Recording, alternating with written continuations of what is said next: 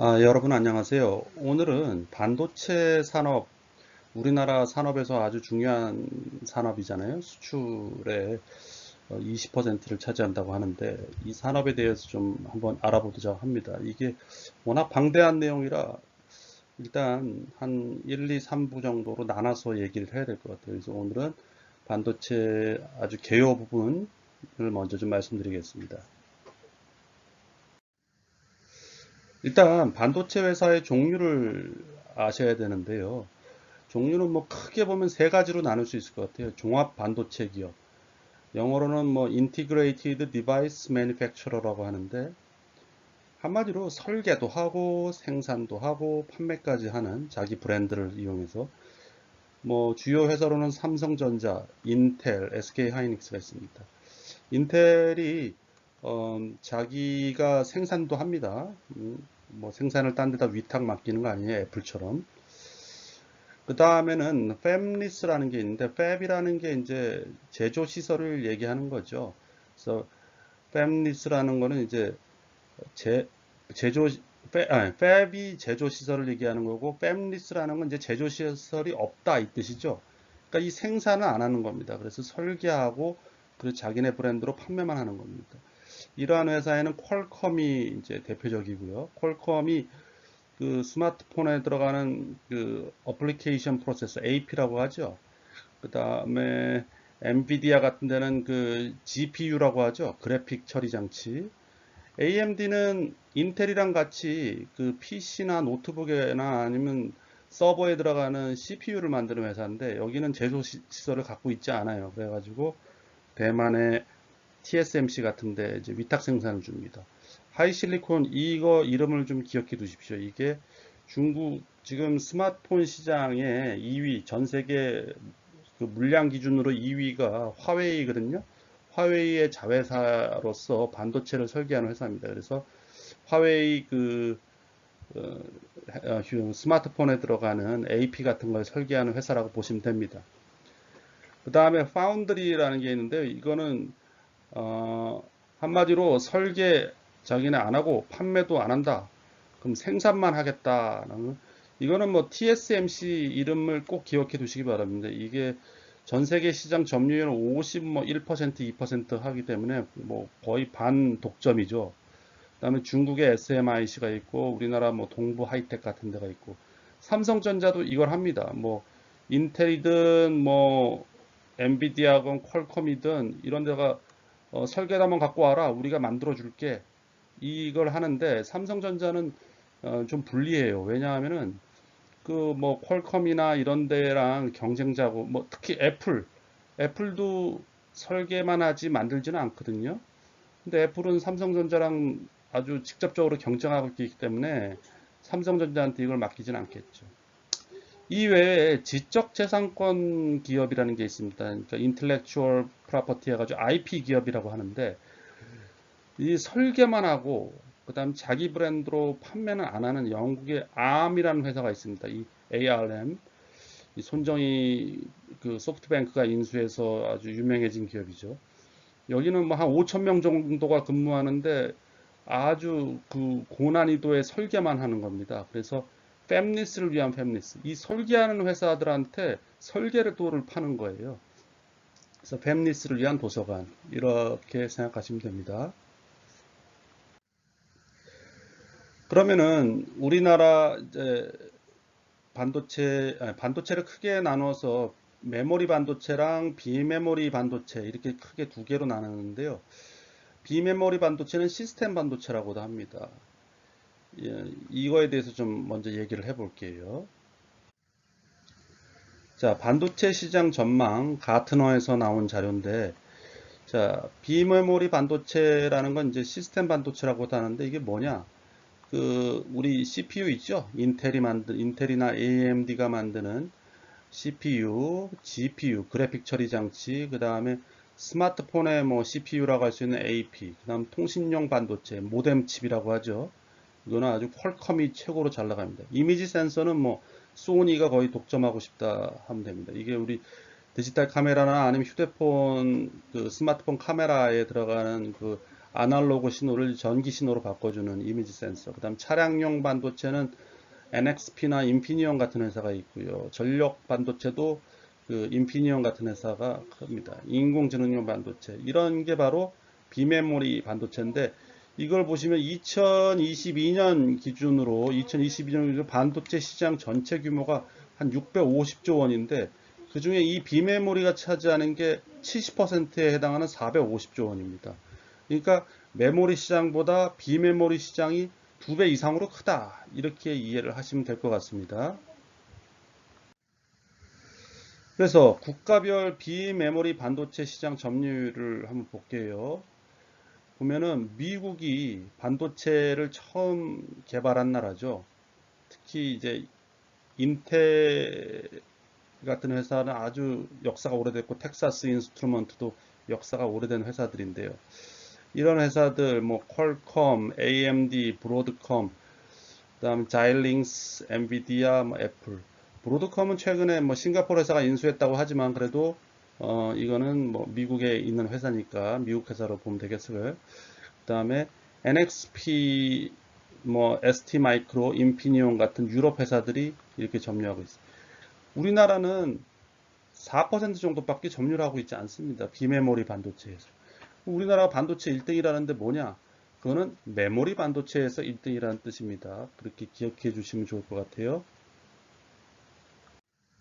자, 그러면 메모리 반도체에 대해서 한번 얘기해 보도록 하겠습니다. 자, 메모리 반도체 시장 점유율인데요. 메모리 반도체는 크게 D램이 있고 NAND 플래시가 있습니다. D램이라는 거는 뭐 쉽게 말해서 컴퓨터 전원을 끄면은 그냥 싹 사라지는 휘발성이라고 합니다. 사라져버리는 단기 메모리를 얘기하는 거고요. 낸드 플래시는 컴퓨터 전원을 꺼도 계속 메모리가 남아있는 그런 장기 메모리를 얘기합니다. 하지만 속도는 D램이 훨씬 빠르죠. 그리고 낸드 플래시 이건 속도는 그렇게 빠르지 않습니다. 그래서 D램은 그 CPU를 보좌해서 그 컴퓨터가 돌아가도록 빨리빨리 도와주는 그런 역할을 합니다. 단기적인 기억 장치를 역할을 해서. 이 D램 시장은 완전히 우리나라가 꽉 잡고 있습니다. 이 삼성전자가 46% 정도 되네요. 하이닉스가 한 29% 돼요. 둘이 합쳐서 뭐 30 더하기 45 하면은 뭐 얼마 될까요? 그러면은 어, 30 더하기 45 하면 75%? 네, 뭐 이쯤 점유하고 있습니다. 거의 4분의 3을 점유하고 있고요. 마이크론 테크놀로지라는 미국 기업이 20%를 가져가고 있고, 요 윈본드, 나냐, 파워칩 이런 회사들은 이제 대만 회사입니다. 그리고 일본 회사들이 다 저기 뭐죠? 파산했어요. 그리고 독일의 그 인피니온에서 분사한 끼몬다도 파산을 했고요.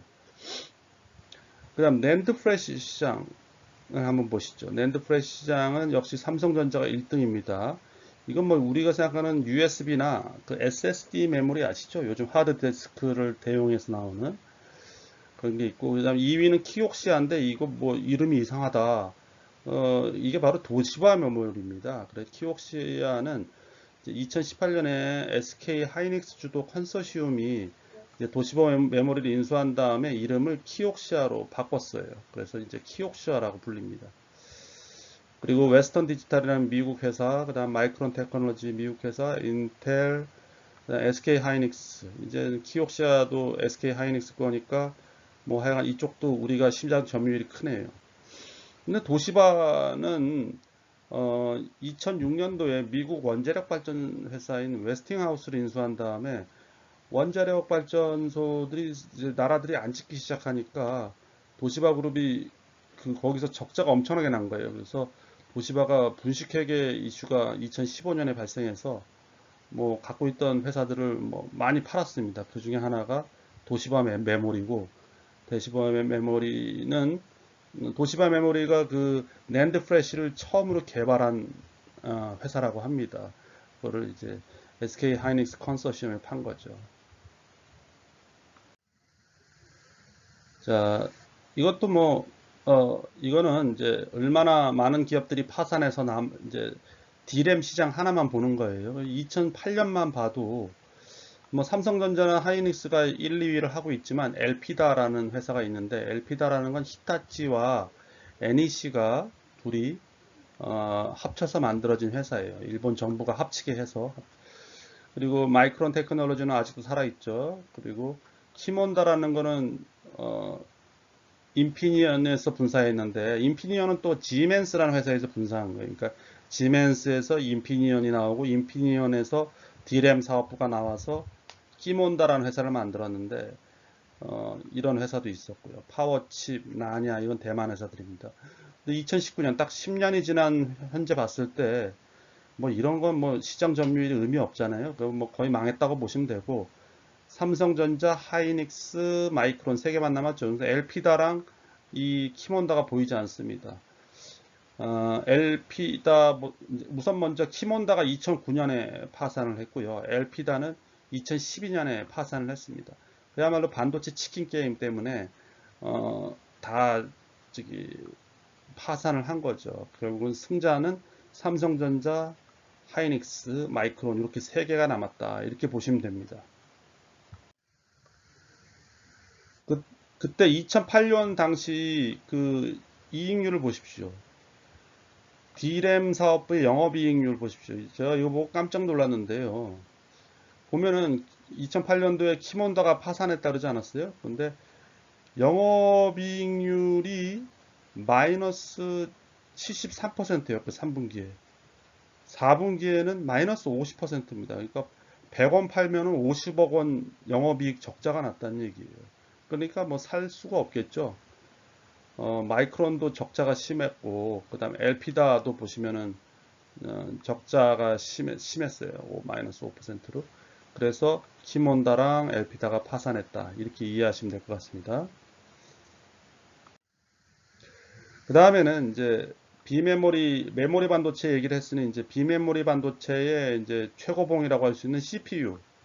뭐 여러분 컴퓨터나 노트북 사실 때 CPU가 뭐 인텔에 들어가 있느냐 아니면 AMD에 들어가 있느냐 인텔의 뭐 i5냐 i7이냐 이런 거가 중요하잖아요. 그것 때문에 컴퓨터 가격이 천차만별이죠. CPU가 컴퓨터 가격에서 차지하는 비중이 뭐 되게 높아요. 그래서 인텔의 영업이익 같은 거 보면은 뭐 40%뭐 50% 된다고 합니다. 그래서 인텔 이 컴퓨터 노트북용 CPU는 딱 두 회사밖에 없어요. 우리 전 세계적으로 이 CPU 시장은. 근데 이 두 회사가 거의 옛날에는 거의 양분하고 있었어요. 5대5로 먹고 있었는데 AMD가 그냥 폭망을 했죠. 쭉 계속 내려오는 거 보이시죠? 이 그래프를 보시면은. 근데 인텔이 거의 독주를 하다시피 해서 80%를 넘는 그 시장 점유율을 가져갔어요. 그러다가 이제 2017년부터 이게 꺾이기 시작합니다. 이렇게 내려오고 AMD는 올라가기 시작했어요. 이게 무슨 일이 있었던 걸까요?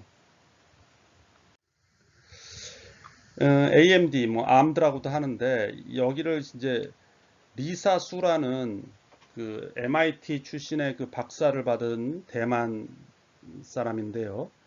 대만계 미국인이라고 하면 되겠죠. 이 사람이 2014년에 AMD의 그 CEO가 돼가지고 그 대만의 그 TSMC라고, 그러니까 인텔은 다시 말씀드리지만 CPU를 설계한 다음에 CPU를 자체 생산합니다. 하지만 AMD는 CPU 설계 기능만 있고 이거를 외주를 줘요. 삼성전자나 아니면 TSMC한테. 근데 TSMC나 삼성전자의 그 생산 기술력이 그 나노 공정이라고 그러죠. 이게 거의 지금 뭐 5나노 공정까지 올해는 하고 있어요. 근데 인텔은 아직 10나노 공정. 그러니까 나노 공정이 이제 10나노냐 5나노냐에 따라서 처리할 수 있는 능력이나 아니면 전력 소모량이나 이런 게 엄청나게 좋아지거든요. 근데 제가 볼 때는 이 대만 사람을 잘 뽑았다. AMD. 왜냐하면은 자기네가 이제 라이젠이라는 브랜드를 개발을 시작해서 2017년에 내놨는데 그때 TSMC에 맡겨가지고 그 훨씬 더 인텔보다 기능이 좋고 그 다음에 가격은 절반 정도에 불과한 걸 내놨어요. 그래가지고 AMD가 지금 주가도 많이 오르고 살아났다 이겁니다. AMD 실적 추이를 보시면은 뭐 2016년에는 영업 적자가 엄청나죠. 이게 4억 4천만 불이니까 뭐 우리 돈으로 하면 5천억 원 적자네요. 근데 지금 한 5천억 원 영업이익이 나니까 작년 기준으로. 그러니까 엄청나게 실적이 개선되는 걸 볼 수 있죠. 이게 그 리사수의 그 라이젠이라는 브랜드, CPU 브랜드가 성공을 했다. 특히 TSMC의 외주를 맡겨서 성공을 했다. 그래서 뭐 AMD의 그 CPU 시장 점유율이 쑥쑥 커나간다 이렇게 봅니다. 뭐 서버 시장은 거의 1% 정도의 점유율이었는데 지금 4.5%까지 올라왔고 데스크탑 뭐 모바일 이런 쪽으로 계속 점유율이 올라오고 있어요. 그래서 AMD의 주가 그래프를 한번 보시죠. 자, 2016년에 한 2달러 정도 하던 게 지금은 53달러를 합니다. 뭐 몇 배가 오른 건가요? 뭐 엄청나게 올랐죠. 그래가지고 시가총액이 지금 어 이게 62 빌리언 달러니까 한 우리 돈으로 70조 정도 되겠네요. 그래서 AMD 주가는 폭등을 했다. 2017년부터 그 리사수의 그 라이젠 효과로 인해서 폭등을 했다. 이렇게 이해하시면 될 것 같습니다. 자, 인텔 주가를 볼게요. 인텔은 뭐 한 34달러 정도 하던 게 아직도 뭐 58달러 하니까 뭐 오르긴 올랐지만 그 AMD가 오른 것만큼 그렇게 오르진 않았죠. 그리고 시가총액은 248 빌리언 달러니까 우리 돈으로 뭐 한 270조나 280조 원 되겠네요. 그러니까 삼성전자랑 좀 비슷하다. 이렇게 될 것 같습니다.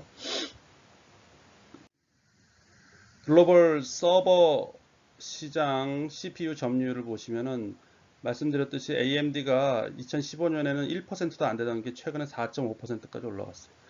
그리고 그냥 제가 궁금해서 서버를 도대체 누가 만드나 봤더니 휴렛 패커드가 이제 제일 HP가 제일 강자고 델, 그다음이고 레노버, IBM, 그다음 화웨이 이렇게 만든다고 합니다.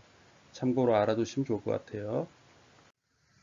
그다음 스마트폰 AP도 이제 비메모리 반도체예요. 근데 스마트폰의 중앙 처리 장치면 그냥 CPU라고 부르지 왜 AP라고 부르나? 그랬더니 이 모바일 AP는 컴퓨터 CPU랑 달리 CPU도 있고 그 다음에 메모리도 있고 그래픽 카드도 있고 GPU라 그랬죠. 저장 장치도 있고 뭐 이게 모든 게 하나의 그 AP 칩에 들어가기 때문에 AP라고 부른다고 합니다. 그러니까 CPU 기능을 하고 다른 기능까지 또 많이 하기 때문에 CPU라고 안 부르고 AP라고 부른다. 이렇게 이해하시면 될 것 같습니다. 일단 우리는 지금 현재 1분기, 올해 1분기에 스마트폰의 글로벌 출하 규모 얼마나 많이 팔렸나 보면 삼성이 1등이고요. 그 다음에 2등이 애플이 아니라 화웨이입니다. 그 다음에 애플, 샤오미, 오포. 뭐 세 개가 중국 회사네요. 그 다음 삼성과 애플이.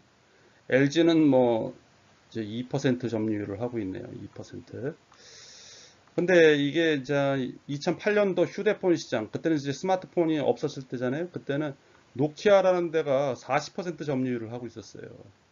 그런데 스마트폰에 대응을 실패해가지고 노키아는 이제 완전히 뭐 1%도 안 되는 뭐 이제 거의 이제 접었다고 봐야죠. 노키아는. 그래서 다른 회사에 인수가 됐는데 제가 그걸 갑자기 이름이 기억이 안 나네요. 그래서 스마트폰 그 AP 그 비메모리 반도체 시장 점유율을 보시면 퀄컴이 1등이고 미디어텍이라는 거는 이제 대만 회사인데 중저가 스마트폰에 들어가는 그 AP를 만드는 회사입니다. 그다음 삼성, 애플은 AP를 자체 생산하기 때문에 애플도 여기 들어가고요. 화웨이도 어, 자체 생산합니다. 그래서 그 자회사인 하이실리콘이라고 있어요. 그래가지고 반도체 설계하는 회사입니다. 하이실리콘이. 그 회사가 AP를 설계한다. 이렇게 보시면 될 것 같습니다. 그 다음에 스마트폰은 이제 모뎀 칩, 통신 칩이 필요하죠. 그 통신 칩도 1위는 퀄컴이고 2위는 미디어텍이고 3위가 좀 독특한 스프레드 트럼이라는 회사인데 이거는 중국의 그 팹리스 반도체 기업인 중국 칭화 유니그룹의 자회사입니다. 이게 칭화대학교에서 만들었다 그래서 칭화 유니그룹이에요. 그래서 통신 모뎀 솔루션을 가지고 있고 세계 3위다. 이렇게 이런 회사가 있다라는 것도 좀 알아주시기 바랍니다. GPU는 이제 그래픽 처리 장치이죠. GPU 하면 떠오르는 건 뭐 엔비디아죠, 엔비디아. 그래서 뭐 이게 그 그래픽 처리 장치다. 뭐 그리고 이런 설명입니다. 넘어가겠습니다. 근데 이제 엔비디아가 시가총액이 인텔을 제쳤다라는 기사가 최근에 나왔어요. 왜 그런가 봤더니 AI, 그 인공지능이죠. 인공지능은 그 CPU는 직렬 구조 방식이라고 합니다. 그래서 한 줄로 들어가서 처리하고 나오는데 GPU는 그래픽 이미지를 처리하기 위해서는 여러 개의 정보가 들어가서 여러 개를 한꺼번에 이렇게 처리해서 나온답니다. 이게 AI 그 반도체를 만드는데 더 어, 좋은 구조라고 합니다. AI에 적합하다고 합니다. 그래서 이 엔비디아가 AI 쪽에 이제 손을 댄 거예요. 그래서 인공지능 이쪽 분야에 대한 기대감으로 지금 엔비디아의 주가가 폭등을 한 겁니다. 엔비디아 뭐 주가 보면은 1999년 이제 상장했을 때는 1달러 정도 했다가 지금 주가가 408달러를 하고 있네요. 그래서 시가총액은 250빌리언 달러니까 우리 돈으로 뭐 한 270조 이 정도 되겠네요. 270. 그래서 인텔을 제쳤다. 아주 어, 근데 이익이 그렇게 크진 않아요. P 레이쇼를 보면 순이익 대비 76배에 거래되고 있어요. 근데 향후 성장에 대한 기대감 때문에 이렇게 고가에 거래되고 있는 것 같습니다. 이미지 센서. 이제 이건 비메모리 반도체의 일종인데요. 이미지 센서의 강자는 소니입니다. 그 다음이 삼성전자. 그 다음 옴니비전은 이제 대만계 회사고, 그 온세미컨덕터는 이제 모토로라에서 분사한 미국 회사입니다. 이미지 센서라는 거는 이 여러분 그 아날로그 그 신호인 그 빛이 들어오면은 그거를 디지털 신호로 변환해서 이미지를 만들어주는 반도체라고 보시면 될 것 같습니다. 다음에 팹리스 회사 이거에 대해서 한번 다뤄볼게요. 팹리스 회사들은 반도체 생산은 안 하고 설계만 하는 회사들이라고 아까 말씀드렸죠. 여기는 퀄컴 미국 회사죠. 엔비디아, 미디어텍, 그건 저가용 모바일 AP를 만드는다고 그랬어요. AMD, 아까 라이젠으로 리사수 얘기했죠. 그 미국 회사입니다. 그래서 CPU 만드는 회사고, 하이실리콘은 화웨이의 자회사로서 모바일 AP를 설계하는 회사라고 말씀드렸고요. 애플도 모바일 AP를 설계하니까 팹리스라고 할 수 있습니다. 애플은 아예 공장이 자체가 없죠. 브로드컴은 이제 옛날에 미국 회사인데 싱가포르이 인수를 해서 싱가포르 회사가 됐는데 와이파이 통신침을 만드는 회사입니다. 여기 이제 실리콘웍스라고 우리나라 LG그룹의 한 자회사인데요. 디스플레이용 반도체를 만드는 회사입니다. 그래서 팹리스 기업 순위를 보시면은 이렇다. 퀄컴이 뭐 압도적인 1등입니다.